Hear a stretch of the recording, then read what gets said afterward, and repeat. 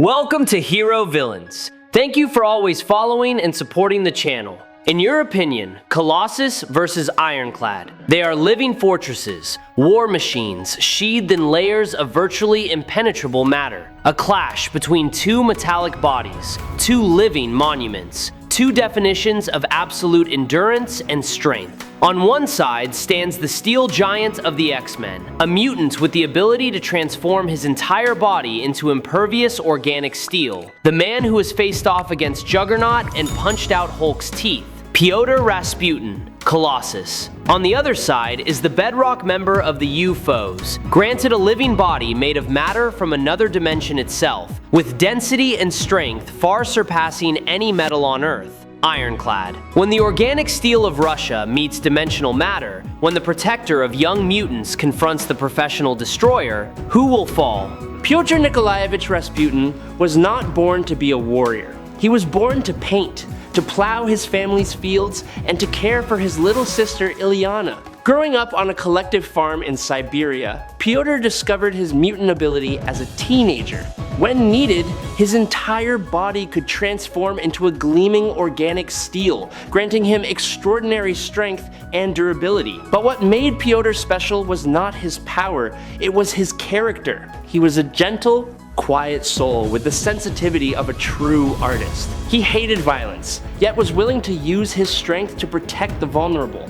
Colossus is a mutant possessing the unique ability to replace his body's entire organic structure with a layer of organic osmium steel originating from another dimension. His entire body becomes as hard as a virtually indestructible block of metal, while his physical strength, durability, and resistance to extreme impacts are significantly amplified. In his metallic state, Colossus is estimated to have a lifting capacity of around 70 to 75 tons, enough to confront many super strength class opponents head on. Since his teenage years, Professor Xavier believed that Colossus's physical potential would continue to develop over time and could reach a threshold of approximately 100 tons when fully mature.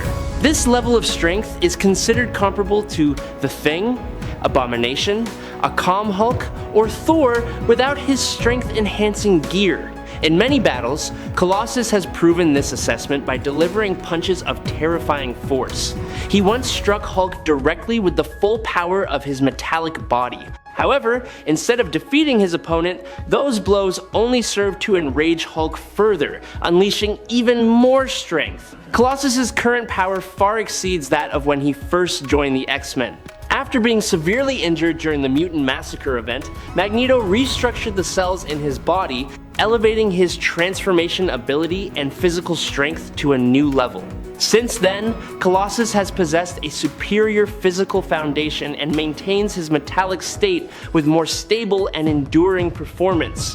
When his metal armor is active, he no longer requires food, water, or oxygen to survive for extended periods. This allows Colossus to operate effectively even in the vacuum of space or areas with harsh conditions uninhabitable by normal humans.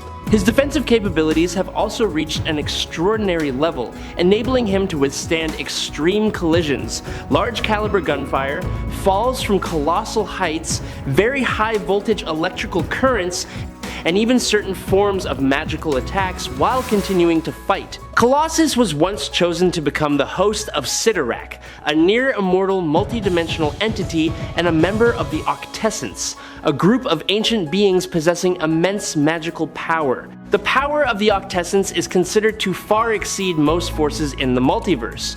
Only the Vishanti, an assembly of powerful mystical entities, are capable of balancing and opposing them.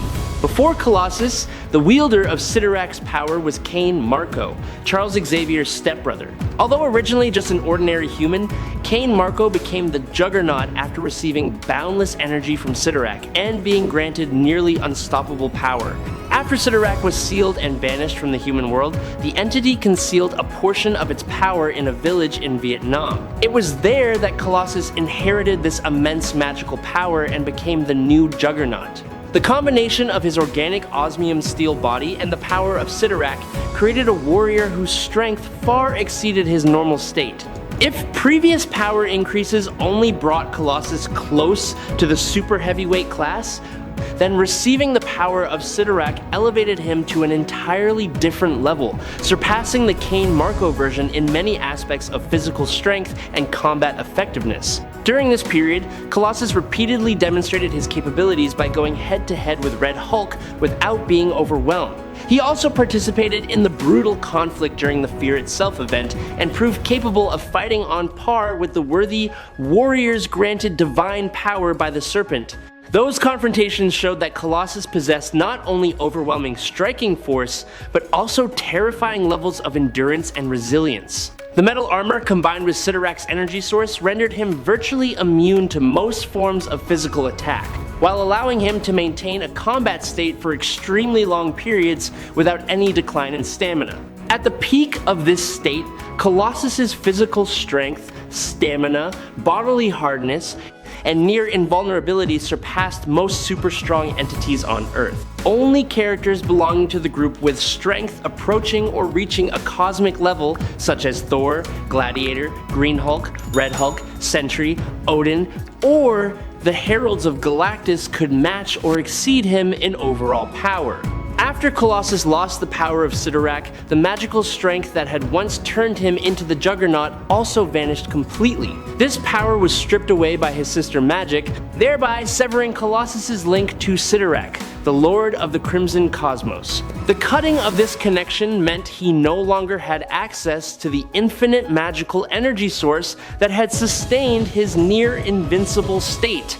Despite losing that colossal power source, Colossus still maintains his status as one of the physically strongest mutants. His organic osmium steel body and natural strength foundation still place him in the Class 100 category, representing individuals whose physical capabilities reach the highest threshold on Earth. Through many years of continuous fighting alongside the X-Men, Colossus has relentlessly honed his close combat skills, real-world combat experience, and ability to maximize his inherent strength, allowing him to retain extremely impressive combat effectiveness even without Sidorak's power. Colossus remains an extraordinarily dangerous opponent for most superhumans on Earth. His overwhelming physical strength, superior defensive capabilities, and nearly impenetrable metal armor enable him to confront many powerful figures without being easily defeated.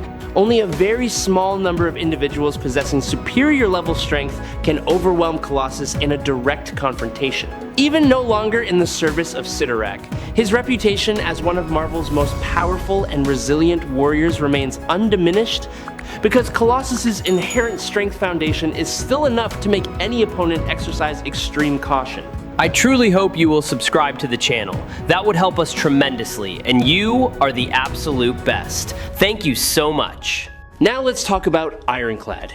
Ironclad, whose real name is Michael Steele, is not a mutant. He is the product of a flawed scientific experiment, an accident that transformed him and 3 colleagues into the supervillain group known as the UFOs. Michael Steele was a talented engineer who, together with his colleague Simon Utrecht, secretly planned to replicate the cosmic flight that had created the Fantastic Four. They sought to obtain superpowers by exposing themselves to cosmic rays. However, unlike Reed Richards' flight, the UFO's flight was not carefully calculated. When their ship flew into the radiation belt, it was bombarded by a cosmic ray storm far more intense than anticipated. As a result, all 4 crew members were transformed in different ways, and unfortunately, all were mentally affected, becoming greedy and ruthless. Michael Steele turned into Ironclad. His body did not merely become harder, it was completely transformed into a type of extraterrestrial matter, a living metal from another dimension with a density and chemical composition that does not exist in the known universe. This new body granted him extraordinary strength and durability, far surpassing any metal on Earth. He could alter the density and shape of his body, making him extremely dangerous. From then on, Ironclad became a key member of the UFOs, a group of supervillains specializing in acts of sabotage and high-tech theft. He is a mercenary, willing to do anything for money. He has no ideals, no loyalty, only greed and ruthlessness. He has frequently clashed with the Hulk and the Fantastic Four, and although his schemes often fail, Ironclad has always remained a formidable physical threat. He represents the dark side of power, corruption, and insatiable greed. Ironclad possesses a unique skill set based on a body made of extra-dimensional matter. Strength. His body made of extra-dimensional metal grants Ironclad's superhuman level physical strength, estimated around class 85 to class 9, Zero capable of lifting approximately 85 to 90 tons. He has fought the Hulk evenly on many occasions, and though often at a disadvantage, he can still land painful blows on the Green Giant. He can easily destroy buildings, toss vehicles around like toys, and punch through the most solid blocks of matter. Durability. This is Ironclad's most fearsome power. His body is not just hard, it can also alter its density at will. In his normal state, he already possesses superior durability, capable of withstanding punches from the Hulk without a scratch. But when he maximizes his density, he becomes virtually invulnerable and immensely heavy, to the point that the ground beneath his feet can sink. He can shift his body from a diamond-hard state to one as pliable as dense rubber, allowing him to absorb impacts effectively. It is this ability that has enabled him to survive attacks that would have annihilated any other being. Ironclad has near limitless stamina. He does not need to eat, drink, or breathe. He can fight continuously for an unlimited duration. Moreover, thanks to the liquid solid nature of his body matter, he can shapeshift to a limited degree. He can turn his hands into sledgehammers, blades, or other melee weapons, making him unpredictable in combat. Ironclad is not a rigorously trained fighter like Colossus. His fighting style relies on raw power and extraordinary resilience, often charging straight at his opponent and using his body as a weapon. However, he is by no means stupid. He was a talented engineer before his transformation, and he possesses a tactical mind in battle. His psychology is a major weakness. He is arrogant, quick-tempered, and often underestimates his opponents. As a mercenary, he lacks the unwavering will to fight for a noble cause. When a battle becomes too difficult or no longer profitable, he may choose to retreat rather than fight to the bitter end. And now let's get into a direct comparison and battle analysis. This is a clash between two metallic monuments, an unrelenting showdown between the organic steel of Earth and the mysterious matter from another dimension. In terms of pure offensive strength, Colossus holds a slight advantage. With a lifting capacity exceeding 100 tons, his punches carry devastating force, backed by masterful boxing and judo techniques. He knows how to generate rotational force, how to strike at vital points, and how to chain combinations together effectively. Ironclad, with his strength of around 85 to 90 tons, is also an extremely dangerous opponent. His blows are heavy and brutal, and the ability to turn his hands into hammers or blades gives him variety in his attacks. However, in terms of raw power and technique, Colossus has the edge. Defensive capabilities. Both possess extraordinary defensive power. Colossus has an organic steel body, solid and durable. But Ironclad holds a very significant advantage: density control. When Colossus throws a full force punch, Ironclad can instantly maximize his body density at the point of impact, rendering the blow harmless. Moreover, Ironclad can shift between rigid and pliable states, enabling him to absorb impacts far more effectively than Colossus. If Colossus gets punched by the Hulk, he will feel pain and his steel may dent. If Ironclad gets punched by the Hulk in his pliable state, the impact will be dispersed and absorbed, minimizing damage. In this regard, Ironclad has more flexible and superior defensive capabilities. Experience. Colossus is completely superior. He is a hero who has fought for a noble ideal over many decades. His will has been forged through countless life-or-death battles, through losses and sacrifices. He fights for his teammates, for his family, for a better world. Ironclad, in contrast, fights for money. He has no ideal to cling to when the battle turns desperate. He may be a formidable destroyer, but he lacks the undying fire within the very thing that has allowed Colossus to rise again after being knocked down time and again. Weaknesses. Colossus's weakness is that extreme heat can melt his steel, but Ironclad does not possess the ability to generate such temperatures. Ironclad's weakness is more complex. He is arrogant and easily provoked. Colossus, with his experience, will recognize this. He will not try to defeat Ironclad with a single decisive punch. Instead, he will use his tactical intelligence. The battle. The fight begins with direct, head-on strikes. Ironclad, with his aggressive nature, will attack first. He will transform his hand into a giant hammer and slam it down on Colossus. Colossus will block the blow with both arms, feeling the tremendous weight, but he will stand firm. He will counter with a hook punch to Ironclad's ribs, but Ironclad will increase his density, and the punch will only produce a futile clank. After several minutes of trading blows, Colossus will realize he cannot overpower Ironclad with brute force. He needs a different strategy.